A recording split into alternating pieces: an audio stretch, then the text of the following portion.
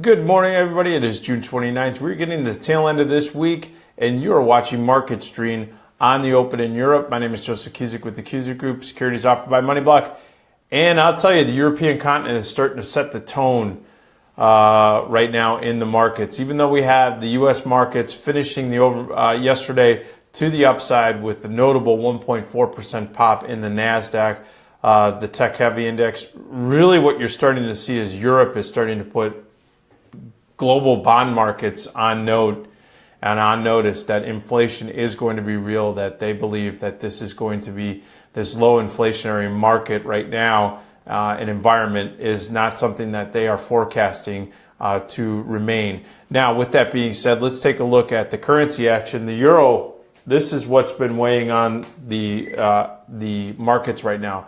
We do have the markets, which we're going to touch on to the upside, but the euro has just been spiking up. A strong euro is going to be very difficult for the securities markets in Europe to really move to the upside. What is moving, though, are the bond markets. As I have noted for the last couple of weeks, watch the bond markets. These bond markets, though, could support, and even though the strong euro, this is going to be support for the equities. You're seeing that the 10-year German bond in price action the last three sessions has just plummeted. It's now trading down right now 0.7%. You have the French 10-year down 0.7%, and you have the German 10-year down 0.6%. And you clearly see that they are all in a bearish price trend. That means that bond yields are going to go up. Just like what I talk about in the States, when you see bond prices go down and yields go up, that's going to be really solid for financials. So you're seeing that most across the board in Europe, financials are having a good morning.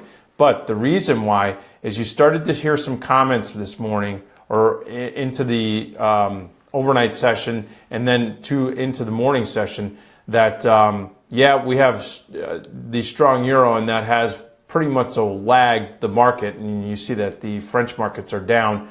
But you had UK Bank of England chief economist Haldane come out and said that the BOE, they're going to have to raise rates if they don't want to have a problem to prevent some inflationary pressures and spikes in the near and into the future. That really got the bond markets moving to the downside. We had the hawkish statements yesterday or a couple of days ago from ECB President Draghi.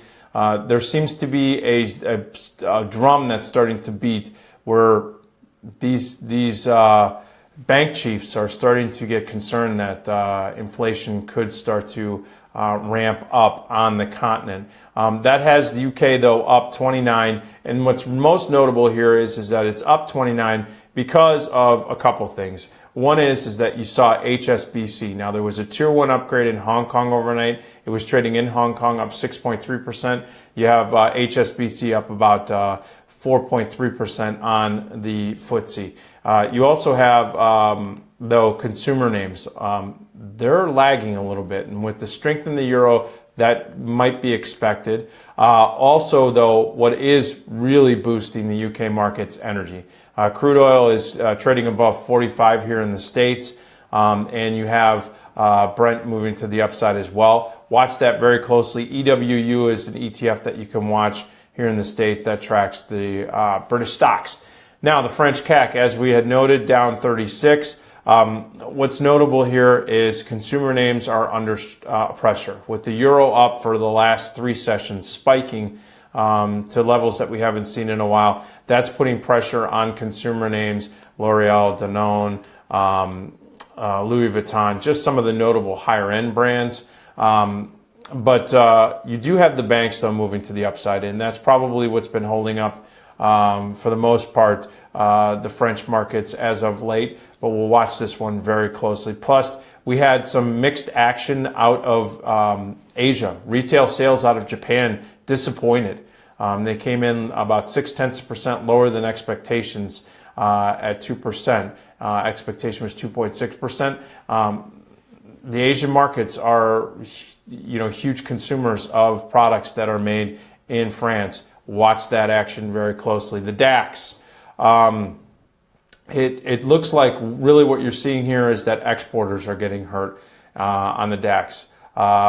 currently right now you're seeing with the strength in the euro, even though we have strong banks and movement in the banks, consumer names are really starting to weigh on this market. Germany is a net exporter. If you see a strong currency, that means exports, they're going to slow down. And that's a concern. So we'll see if, in fact, there is an impact, especially with the retail sales number that came out of Japan. It's notable, right? You want to watch that because it will have ripple effects to a net exporter. We'll see if this actually still continues to impact, but we have a real battle here on the DAX. Watch EWG. That's an ETF that tracks the German stocks. It is in between that 20 and 50-day moving average, just like the DAX. So we have a real battle right now for the bulls.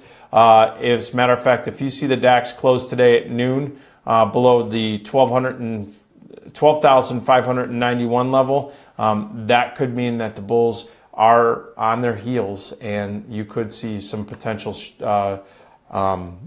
volatility on the forefront. All right, folks, I'm going to be back later today. I have to do a TV bit, and I will be back later today for strategy. Now, till then, have a great day.